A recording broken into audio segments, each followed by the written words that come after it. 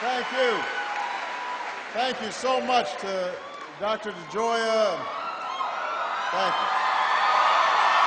Thank you very much. Thank you. Thank you.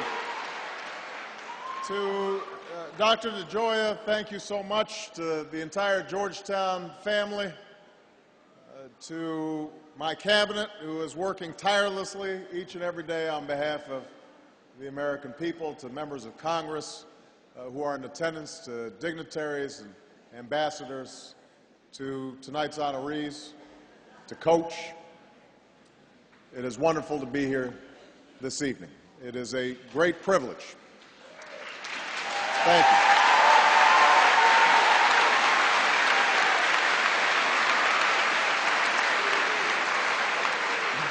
It is a great privilege to be with all of you tonight in this place that we set aside to celebrate America's arts.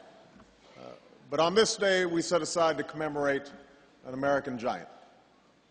And it's fitting that we are commemorating the life of the Reverend Dr. Martin Luther King with an evening of song. Because songs played, as all of you know, an important part in the civil rights movement that he led. It's been said that during the civil rights movement, Dr. King and his associates would go around to different communities in the hopes of organizing and mobilizing them, and they'd know which were serious about the boycott, which had the discipline to actually help pull it off, if folks in those communities were singing freedom songs. And when he saw young people singing in the face of hostility, he said that's when he first saw the real meaning of the movement. He said it was about the faith in the future. He said that it was based on hope. So I'm pleased to be here tonight to listen to some beautiful music that I think would have made Dr. King share a little extra faith in our future.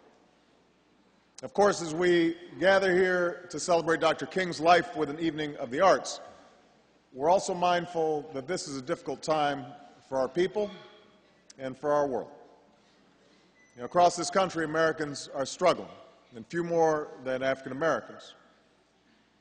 Those very same inheritors of progress sown by Dr. King and the civil rights movement, too many are struggling right now. Around the world, our sons and daughters are fighting two wars, and closer to home, our Haitian neighbors are in desperate need. Across an ocean, in Africa, many people are still living amid poverty and violence and disease, of the kind that Dikembe Mutombo, who's being honored here tonight, is attacking with the same ferocity with which he used to block shots in the NBA.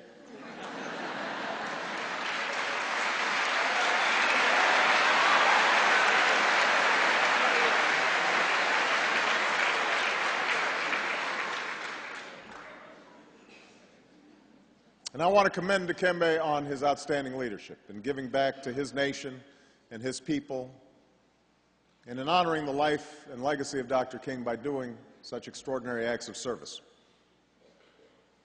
Now, the bottom line is this is a difficult time, but we are here tonight to remember and celebrate a man who inspired a people and a nation to overcome another difficult time. That's why they sang, "We shall overcome," because it was hard. There was something to overcome. We're all very familiar, of course, with the speech Dr. King delivered from the steps of the Lincoln Memorial in the late summer of 1963. And we're all familiar with the booming voice echoing across a sea of people from all corners of the country. We're familiar with the dream he described to a nation. But what I don't think we stop to reflect on enough is the strength it took to articulate that dream. It would have been easy for Dr. King to rise to that podium and preach a message of division or hate or blame somebody else.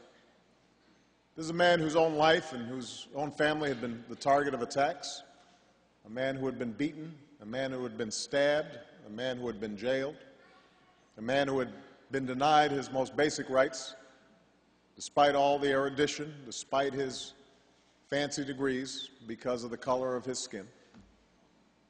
Throughout the land, he saw segregation still rife.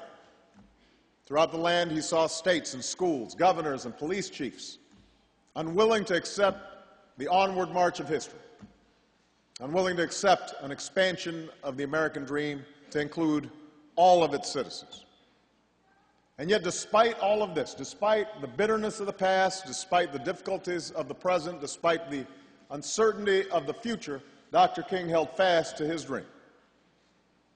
King rose to that podium and said, clear-eyed and straight-backed, to the multitude that had gathered, even though we face the difficulties of today and tomorrow, I still have a dream. So tonight, let us remember the courage of the man who had that dream. Let us remember the perseverance of all those who have worked to fulfill that dream. Let us recommit ourselves to doing our part in our own lives and as a nation to make that dream real in the 21st century. Thank you very much, everybody.